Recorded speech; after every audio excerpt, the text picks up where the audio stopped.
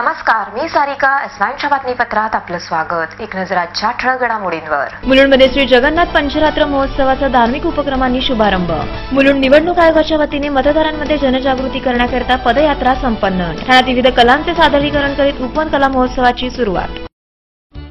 ठाण्यातील पहिला वहिला कला महोत्सव उपवन आर्ट फेस्टिवल दिनांक 10, 11, 12 जानेवारी सकाळी 10 ते रात्र 10. सहयोगी ठाणे महानगरपालिका. Supported by Maharashtra tourism development corporation. दिग्गज कलाकारांचा नादमयी सुरमयी आविष्कार. उस्ताद झाकीर हुसेन, डॉक्टर एल सुब्रमण्यम, रूपकुमार राठोड, राशिद खान आणि अन्य आंतरराष्ट्रीय राष्ट्रीय पातळीवरच्या कलाकारांचा सहभाग. हस्तकला, शिल्पकला, पेंटिंग, फोटोग्राफी, इन्स्टॉलेशन, अन्य दृककलांचे प्रदर्शन आणि वर्कशॉप. पारंपरिक कारागिरी, वस्त्रप्रावरणे, भेटवस्तू, पॉटरीज, लेदरच्या वस्तूंचे प्रदर्शन व विक्रीचे 300 स्टॉल्स. मराठमोळ्या खाद्यपदार्थांपासून कॉन्टिनेंटल खाद्यपदार्थांचा फूड फेस्टिवल. Community carnival. महाराष्ट्रीय, पंजाबी, सिंधी, गुजराती, बंगाली, राजस्थानी, साऊथ इंडियन भाषिकांचा पारंपरिक वेशभूषेतील कार्निव्हल. ठाण्यातील कला रसिकांनी सर्व कला रसिकांसाठी सादर केलेला भव्य कला महोत्सव उपवन आर्ट फेस्टिवल दिनांक 10, 11, 12 जानेवारी सकाळी 10 ते रात्र 10. सहयोगी ठाणे महानगरपालिका. Supported by Maharashtra tourism development corporation. चला साजरा करूया उपवन आर्ट फेस्टिवल. विविध कला सादर करीत उपवन कला महोत्सवाचा ठाण्यात जोरदार शुभारंभ. ठाण्यात प्रथमच उपवन कला महोत्सव 2014 चे भव्य आयोजन करण्यात आले आहे. या महोत्सवातून जगभरातील कला, नृत्य, संगीत, हस्तउद्योग यांसारख्या विविध गोष्टी नागरिकांपुढे मांडण्याचा उद्देश. या महोत्सवाच्या दिमागदार अशा सोहळ्यास आज सकाळी सुरुवात झाली. संगीत क्षेत्रातील प्रशांत काळरुद्रेकर यांनी भक्तिमय गीते सादर केली. डोंबिवलीमधील कथ्थक नृत्य अकॅडमीने पारंपरिक वेशभूषा धारक करून कथकली येथे प्रेक्षकांपुढे सादर केली. प्रेक्षकांनी मोठ्या संख्येने हे सर्व पाहण्याकरिता येथे गर्दी केलेली दिसून आली. अनेक शाळकरी मुलंही या फेस्टिवलमध्ये कला पाहण्याकरता उपस्थित होती. Handmade bag, spot making, scenery, खाद्यपदार्थांचे स्टॉल्स येथे उभारण्यात आले आहेत. कला सादर करणाऱ्या कलाकारांनी येथे कला सादर करण्यास मिळाल्याने खूप आनंद व्यक्त केला. आम्ही खूप भाग्यवान आहोत की ठाण्यासारख्या जागेवर उपवन आर्ट फेस्टिवल चालू केलेलं आहे आणि आम्ही डोंबिवलीहून पवित्र आर्ट फेस्टिवलची सुरुवात आमच्या डान्सपासून झाली आहे. तर मग प्रतिसादही खूप चांगला मिळाला आहे, त्यामुळे खूप बरं वाटतं. आम्ही आज भारतीय शास्त्रीय नृत्य सादर केलं, भरतनाट्यम शैलीत. तर त्याच्यात अजून आमचं सुरू आहे डान्स आणि प्रतिसाद खूप चांगला मिळाल्यामुळे थोडा उत्साह वाढत आहे आणि असेच ठाण्यापुढे असेच कार्यक्रम आयोजित करत राहील अशी आम्ही अपेक्षा करतो. क्लासिकलसाठी लोकांच्या प्रतिसाद बघून जास्त बरं वाटतंय, कारण क्लासिकल नृत्य कुठेतरी आपण सांगू शकतो की कमी होत चाललंय. त्यासाठी लोकांचा कल, त्यामुळे ते आम्हाला सगळ्यांसमोर सादर करायला भेटत आहे याचा आनंद होतोय. त्यामुळे आणि ही कला कशी पुढे आपल्यालाच ज्ञान, आम्ही जर युवा पिढीने कला पुढे नेली तरच आपलं भारताचं शास्त्रीय नृत्य पुढे टिकून. त्यामुळे उपवन आर्ट फेस्टिवलच्या माध्यमातून आम्हाला ते करायला मिळत आहे. आयोजक अरुण कुमार यांनी या भव्य कला महोत्सवातून आपल्या स्वप्नपूर्ती झाल्याचे म्हटले. तसेच 3 दिवसात राबवण्यात येणाऱ्या उपक्रमांची माहिती दिली. ठाणेकरांनी या सर्व कलांचा आस्वाद घ्यावा असेही त्यांनी आवाहन केले आहे. माझं स्वतःचं स्वप्न नाही, हे सगळ्या लोकांचं स्वप्न आहे. मी नुसतं एक भेट दिलं आहे या ठाणा सिटीला आणि असंच माझा विचार आहे की ठाणा सिटी असंच it should grow. Not only growing in only art, it should grow in all things. Art म्हणजे मुख्य माझा मी काय आर्टचं. That is why I feel that art म्हणजे मोठा एक it should be an art city. ठाण्याला तसं काही नाही आहे टुरिझमसाठी लोकांनी. आज मुंबईतून लोक आले, वाशीमधून आले. दादर, एका माणूस सांगितलं मला मी दादरमधून आलो, मी एवढा आनंद वाटला. हे माझं स्वप्न साकार आहे. 2 दिवसापासून नाट्य आहे, क्लासिकल म्युझिक्स आहे. देशात नो बॉलिवूड और क्लासिकल म्युझिक जे शास्त्रातलं बेसिक जे आहे म्हणजे 8 वाजता आणि फाउंडेशन वर्कशॉप्स आहेत, आपला वर्कशॉप्स आहेत आणि पेंटिंग शोज एक्झिबिशन्स वगैरे सगळे ठेवले. दिस इज वॉट आता या 3 दिवस आहे. महोत्सवातून आपल्याला अनेक कला पाहावयास मिळाल्याचे प्रेक्षकांनी सांगितले. त्याचबरोबर ठाण्यात प्रथमच इतका भव्य महोत्सव राबविण्यात येत असून ठाणेकरांच्या शिरपेचात मानाचा तुरा रोवला जाईल असे म्हटले. कला मांडण्याचा प्रयत्न केलेला आहे आणि कधी आम्ही असा विचारच केला नव्हता की ठाण्यामध्ये हे एवढं असं भव्य दिव्य काही होईल. आता स्टॉल्स पण अजूनही सगळे लागलेले नाही आहेत तुमचे, पण जे काय लागलेले आहेत ते चांगले. हे जे डान्सेस तुम्ही ठेवलेले आहेत अशी याची कल्पना नव्हती की असे सकाळी पण असे काही प्रोग्राम्स आहेत. आता इथे साऊथ इंडियन चाललेलं आहे, तिकडे एका ठिकाणी आपलं महाराष्ट्रीयन म्हणजे हे चाललंय डान्स. त्याच्या आधी मला वाटतं साऊथ हे आपलं वेस्टर्न म्युझिकवरती आहे, पण ही ह्याची काही तशी कल्पना नव्हती आम्हाला. करताय तो मुलगा ते डान्स करतोय साऊथ इंडियन तर चांगला.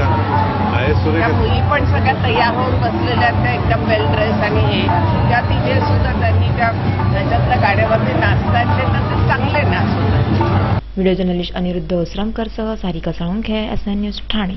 निवडणूक आयोगाच्या 155 मुलुंड विधानसभा मतदारसंघातर्फे मतदार जाणीव जागृती पदयात्रेचे आयोजन. लोकशाही म्हणजे निवडणुकांद्वारे लोकांनी लोकांसाठी चालवलेली सत्ताधिकारी प्राप्ती, पण राजकारण्यांना कंटाळलेली जनता मतदानाच्या अमूल्य अधिकारापासून दुरावत चालली आहे. जास्तीत जास्त नागरिकांनी आपल्या मतदानाचा हक्क बजावावा यासाठी मुलुंड विधानसभा मतदारसंघ 155च्या निवडणूक कार्यालयातर्फे मतदार जाणीव जागृती करण्यासाठी मुलुंड पूर्वेचे निवडणूक कार्यालय ते मुलुंड पश्चिमेच्या MCC महाविद्यालयापर्यंत पदयात्रेचे आयोजन करण्यात आले होते. निवडणूक आयोगाच्या या कार्यक्रमाला मुलुंड पूर्वेच्या वझे केळकर महाविद्यालयाच्या NSS युनिटच्या विद्यार्थ्यांनी हजेरी लावली. मतदारांमध्ये जागृती करण्यासाठी विविध घोषणा देत या रॅलीची सांगता मुलुंड पश्चिमेकडील MCC कॉलेज समोर करण्यात आली. यावेळी मुलुंड विधानसभा मतदारसंघ 155चे पर्यवेक्षक यशवंत चव्हाण यांनी या पदयात्रेबद्दल अधिक माहिती दिली. भारत निवडणूक आयोगाच्या निर्देशानुसार 155 मुलुंड विधानसभा मतदारसंघामध्ये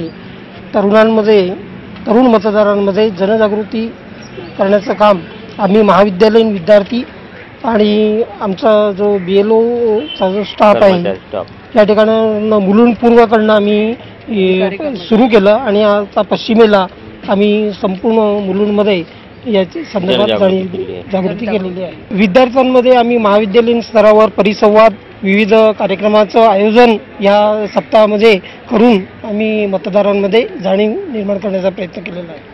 तर या पदयात्रेमध्ये सहभागी झालेल्या आशिष गायकवाड या विद्यार्थ्याने आपण मतदानाचा दिवस सुट्टी म्हणून न घालवता मतदानाचा अमूल्य हक्क जरूर बजावावा असे आवाहन सर्वसामान्य जनतेला केले. सर्वप्रथम कॉलेजच्या गेटवरनं रॅली वगैरे सुरू केली आणि तिकडनं आम्ही म्हणजे एक लोकांना म्हणजे सांगत गेलो की मतदान करणं किती आवश्यक आहे, मतदानाचा ध्यास ठेवणं हे आयुष्यात किती महत्त्वाचं आहे. सध्याचे तरुण जे आहेत त्याचं बघायला गेलं तर मतदान म्हणजे मतदानाचा दिवस ॲज अ हॉलिडे म्हणून साजरा करतात, पण ते आम्हाला नको आहे, ते त्यांनी करायला नको. त्यांनी त्यांचं मत ठामपणे मांडावं अशी आमची इच्छा. तर आजच्या तरुणाईमध्ये जग बदलण्याची ताकद आहे. आपण सर्व तरुणांनी मतदानाच्या माध्यमातून जग बदलण्यासाठी आपल्या मतदानाचा हक्क वापरावा असे आवाहन वझे केळकर महाविद्यालयाच्या तृप्ती पवार यांनी केले. मला असं वाटतं का आपण तरुण आहोत. आजकालचे तरुण फक्त मागच्या न्यूजपेपरमध्ये आम्ही वाचलं तर 49% मतदान करतात. तर आम्ही आमच्या कॉलेजपासून रॅली स्टार्ट करून तरुणांना सांगितलं आहे का ह्यावेळेस तुम्ही जास्त मतदान करा आणि तरुणांमध्ये अशी पॉवर आहे का ते पूर्ण जग बदलू शकतात. म्हणून आम्ही तरुणांना सांगतो का ह्यावेळेस नक्की मतदान करा. व्हिडिओ जर्नलिस्ट योगेश मोणावडेसह कौस्तुभ दरवेस, S9 न्यूज मुंबई. S9च्या बातमीपत्रात वेळ झाली अल्पशा विश्रांतीची.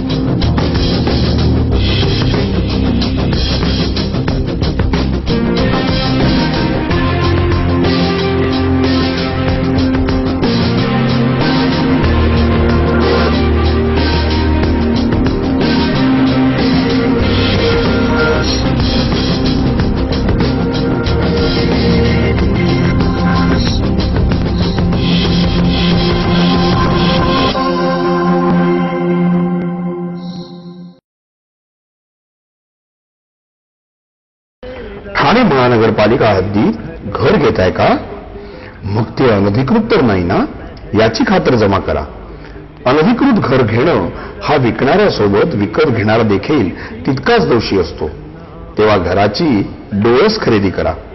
आपली कुठे फसवणूक तर होत नाही ना, यासाठी ठाणे महानगरपालिका मुख्यालयातील 4थ्या मजल्यावरील बांधकाम विभागात घराचा सर्वे नंबर, टिक्का नंबर याची खातर जमा करा.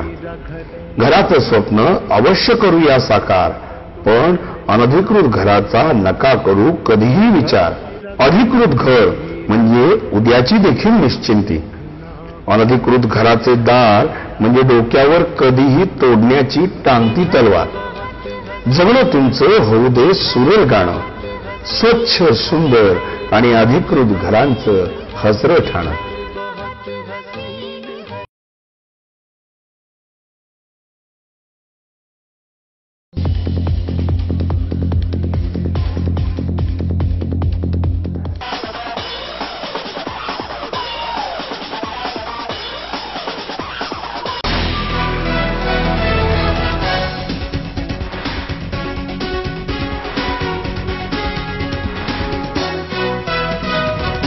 S9च्या बातमीपत्रात आपलं स्वागत.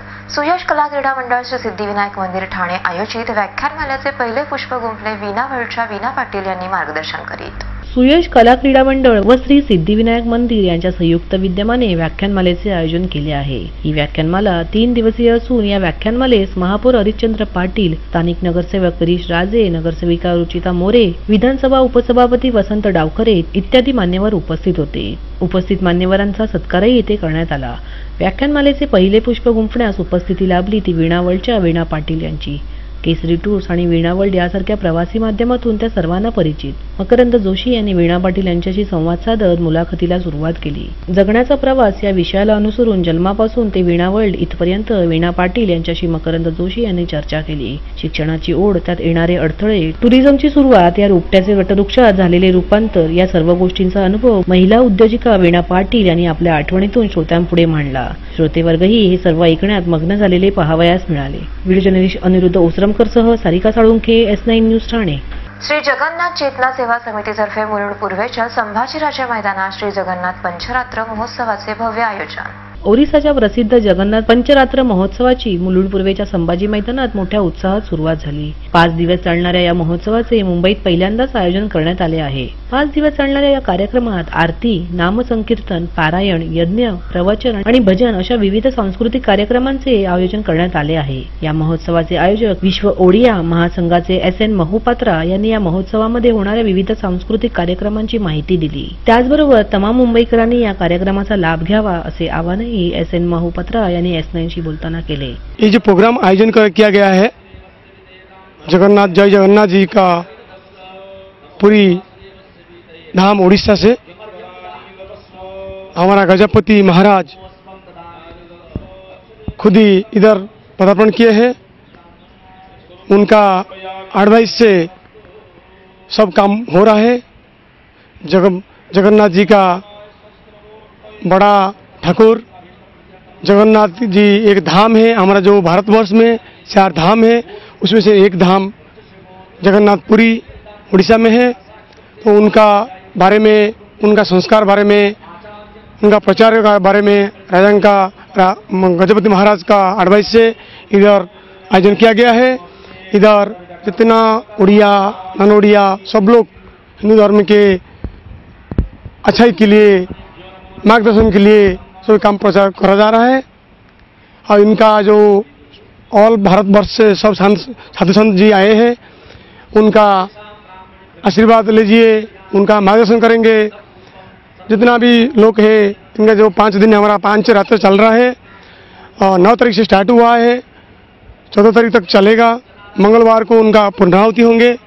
और इनका लोकल लोग है सारा महाराष्ट्र में, सारा बॉम्बे में. हमारे उड़िया लोग नियर अबाउट 5-7 लाख लोग हैं. सब लोग सुबह से शाम तक प्रोग्राम हो रहा है. सब लोग इसका लाभ लेंगे, आशीर्वाद लेंगे. सुबह 6 बजे से प्रोग्राम स्टार्ट हो रहा है. उसमें से सुबह आरती होते हैं, हरिनाम संकीर्तन होते हैं, यज्ञ होते हैं, प्रवचन होते हैं और 8:30 8:30 बजे तक रात को ख़त्म होता है। 8:30 के बाद प्रसाद सेवन होता है, 10 बजे तक ख़त्म होता है। ऐसा करके 9 तारीख से 14 तारीख तक चलेगा। और हमको यही विनती रहेगा, अनुरोध रहेगा, जितना भक्त है सब की उनका लाभ उठाइए। व्हिडिओ जर्नलिस्ट योगेश मोडावडेसह कौस्तुभ दरवेस, S9 न्यूज, मुंबई। S9च्या बातमीपत्रात वेळ झाली अल्पशा विश्रांतीची।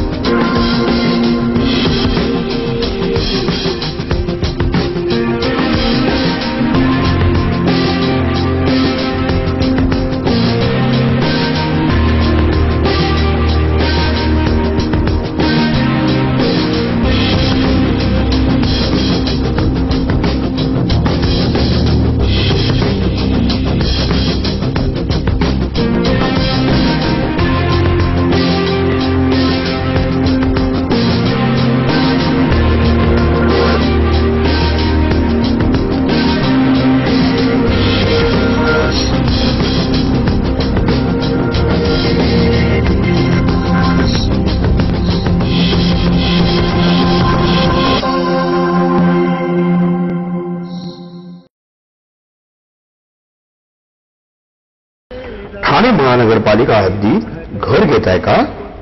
मग ते अनधिकृत तर नाही ना, याची खातर जमा करा। अनधिकृत घर घेणं हा विकणाऱ्यासोबत विकत घेणारा देखील तितकाच दोषी असतो। तेव्हा घराची डोळस खरेदी करा।